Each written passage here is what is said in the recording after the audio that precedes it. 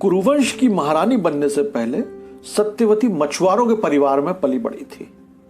वो अभूतपूर्व सुंदरी थी, ऐसा सौंदर्य कि देवता भी लजा जाएं। शायद इसलिए कुरुवंश के वीर शांतनु सत्यवती के सामने अपना सब कुछ हार चुके थे। भीष्म बनने से पहले देवव्रत जब सत्यवती के पिता से मिलने गए थे तो वे भी सत्यवती के रूप को देखकर चौंक गए थे।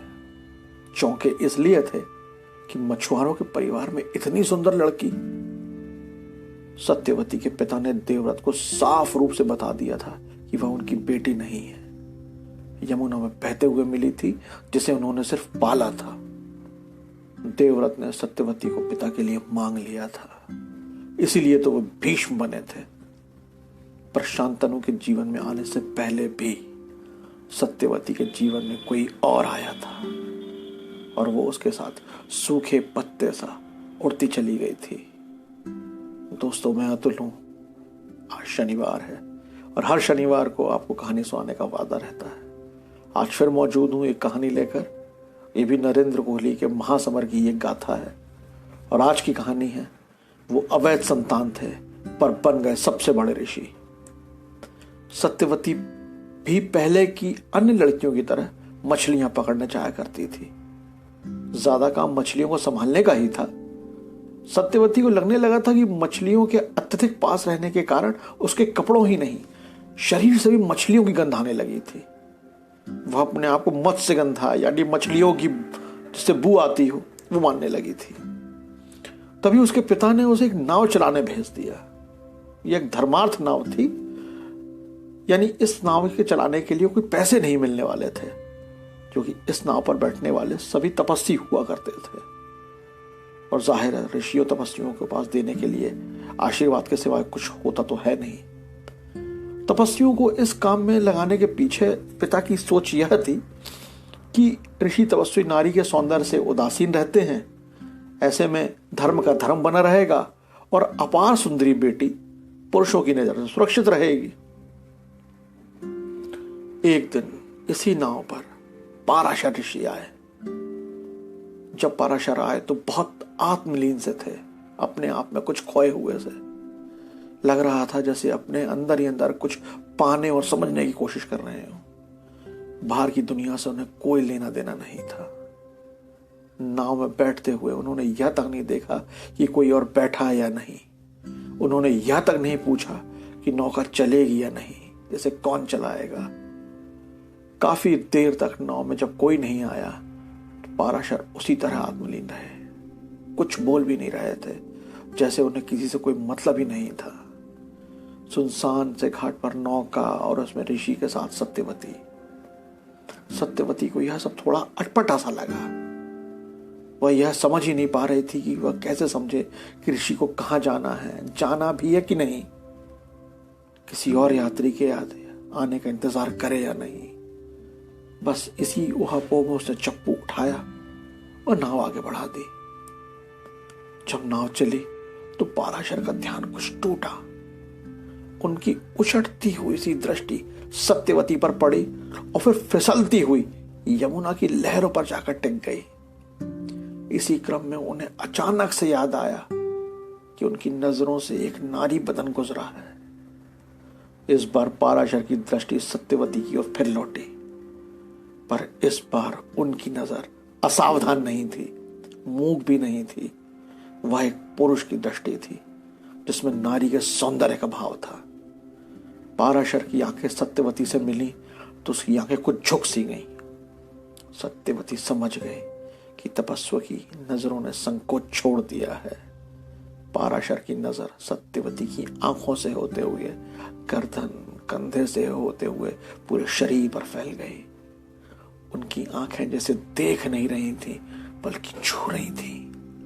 जहां जहां से होकर दृष्टि पड़ रही थी वह रोम रोम सहला रही थी। तपस्वी की दृष्टि में एक प्रशंसा थी और वह सत्यवती को शरीर को पिघला रही थी। तुम बहुत सुंदर हो सुनैने, पहली बार तपस्वी ने कहा। मेरा नाम सत्यवती है तपस्वी। सत्यवती समझ ही नहीं पाई कि तपस्वी ने बिना नाम पूछे उसे सुनैना क्यों कह दिया। पाराशर बोले, तुम बहुत सुंदर हो सत्यवती। तुम्हारे नयन, तुम्हारे अधर, तुम्हारी गर्दन, तुम्हारी आकृति, तुम्हारा अंग प्रत्यंग। ओ सत्यवती, तुम नहीं जानती कि तुमने मेरे मन को किस तरह मत दिया है।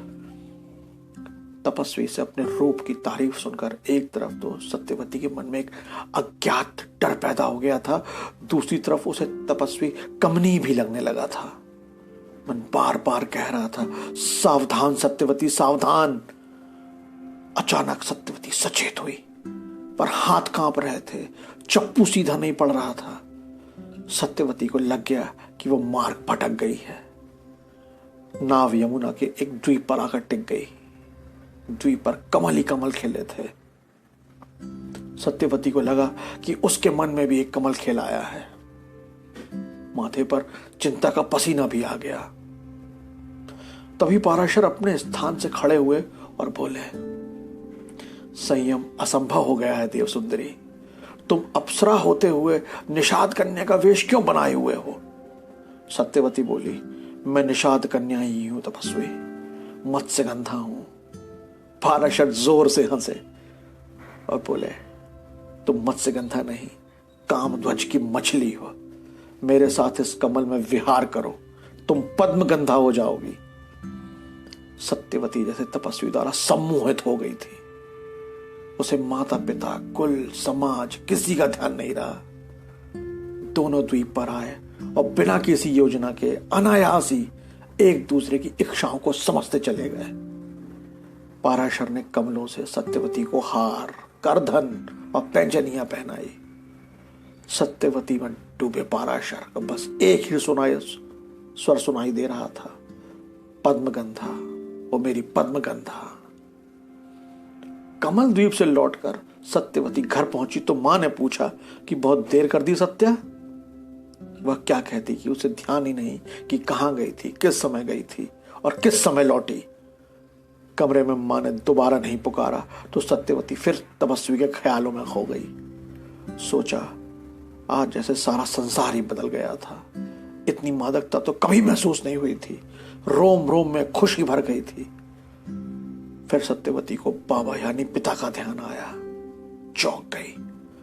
फिर सोचा, एक बेटी के विवाह पूर्व संबंध को वे ना जाने कैसे देखेंगे, खुश होंगे या कुछ कहेंगे कि नहीं कहेंगे।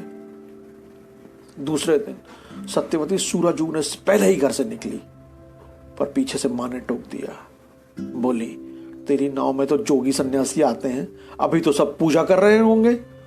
सत्यवती मन में बोली, अम्मा, मैं तो एक जोगन बन चुकी हूं, एक जोगी को न मन दे चुकी हूं। मां ने कह दिया था, इसलिए सत्या को कुछ देर घर में रहना पड़ा। कुछ घड़ी बीती तो सत्यवती घर से निकली। ऊहापोह में थी कि पता नहीं तपस्वी मिले या नहीं। वो तपस्वी है, ऋषि पाराशर यानी महर्षि वशिष्ठ का पोता, कोई साधारण नागरिक नहीं। इसी सब उथल पुथल में यमुना तट पर पहुंची तो देखती है कि नौका में तपस्वी बैठा हुआ है, वो भी समाधि लगाए हुए। वह हल्के से नाव में चढ़ी कि कहीं समाधि ना भंग हो जाए, पर पाराशर की आंख खुल गई। सत्यवती ने चुहल की, बोली, बड़े कच्चे साधक हो। पाराशर बोले, तपस्या के वरदान की तरह तो तुम आई, तो समाधि का सुख अब कैसे चाहिए? सत्यवती ने कहा, तपस्वी, तुम्हें यह तो नहीं लगता कि मैं तुम्हारी तपस्या के मार्ग में बाधा बनकर आई हूं? पाराशर ने उसके कंधे थाम कर कहा, तुम तपस्या की बाधा नहीं, तपस्या की परिणति हो। अब पाराशर ने सीधा सवाल किया, क्या तुम मुझे छोड़कर चली जाओगी? सत्यवती क्या कहती? वह खुद नहीं जानती थी कि उसके भाग्य में क्या है। अम्मा और पापा पर इतनी आश्रित थी कि स्वतंत्र रूप से निर्णय के बारे में सोच भी नहीं सकती थी। पाराशर ने सत्यवती से गंधर्व विवाह के बारे में कहा, पर वह राजी नहीं हुई। सत्यवती बेमन से घर जाने को हुई। तपस्वी ने कहा कि तुम्हारे लौटने का टापू पर यहीं पर इंतजार करूंगा। सत्यवती घर पर रहकर भी पाराशर की यादों में खोई रहती थी। तपस्वी से मिलना नहीं चाहती थी, पर उसी से मिलने का मन भी करता था। अचानक एक दिन उसे नाव चलाना बोझिल सा लगने लगा। एक दिन अम्मा ने उसके अंदर झांक ही लिया। बोली, तेरे होंठ क्यों सूख रहे हैं? चेहरा क्यों पीला पड़ रहा है? जो होना था वो हो चुका था। बाबा ने मां से कहा, तपस्वी से वह कभी का मिलना छोड़ चुकी है। उसने मेरी लाज रखी, अब मुझे इसकी लाज रखनी है। प्रसव से बहुत पहले ही बाबा ने सारी व्यवस्थाएं कर दी थी। सत्यवती गांव से चली गई थी। टापू पर ही उसने एक बेटे को जन्म दिया। सत्यवती ने अपने हाथों से ही बेटे को ऋषि पाराशर को सौंपा। बोली, इसका ध्यान रखना। तपस्वी के चेहरे पर एक गंभीरता थी। बेटे पर एक स्निग्ध मुस्कान बिखेर कर बोले, निश्चिंत रहो, तुम नहीं मिली, अब यही मेरा सब कुछ है। यही है कृष्ण द्वैपायन। पाराशर का यही बेटा उन्हीं के महान संस्कारों से महान महर्षि हुआ। इन्हीं कृष्ण द्वैपायन को हम वेद व्यास के नाम से जानते हैं। वेद व्यास की महानता यह है कि धृतराष्ट्र, पांडु, विदुर इन्हीं की संतान है, पर उन्होंने कभी भी हस्तिनापुर या वहां के कामकाज में कोई दखल नहीं दिया। वे सच का साथ देते और पांडवों के लिए रास्ता बनाते चले गए, सच के साथ खड़े होते चले गए। महाभारत उन्हीं के सामने हुई, जिसे वेद व्यास ने बोला और गणेश जी ने लिखा। बस यही थी आज की कहानी। दोस्तों, जीवन कह लें या प्रकृति, इसमें कुछ भी बेमानी नहीं होता। अगर कमल जैसे फूल और स्वादिष्ट फल के मायने हैं, तो यकीन मानिए धतूरे और किसी कसैले फल का भी कोई मतलब जरूर होगा। कोई भी चीज सही या गलत नहीं होती। सही गलत इस बात पर निर्भर करता है कि आप उसे कैसे समझते हैं, कैसे देखते हैं, कैसे अपनाते हैं। सकारात्मक सोच रखेंगे तो मुश्किलों में भी रास्ता बना लेंगे। सकारात्मक सोच रखेंगे तो ऊंचाई पर जाने से कोई रोक नहीं पाएगा। ज्ञानवाणी को विराम देता हूं। शनिवार 30 जनवरी को शाम 6 बजे आनी के YouTube चैनल पर फिर एक कहानी लेकर आऊंगा। तब तक स्वस्थ रहिए, खुश रहिए, अपनों के साथ रहिए और सुनते रहिए मुझे यानी अतुल को। जय हिंद।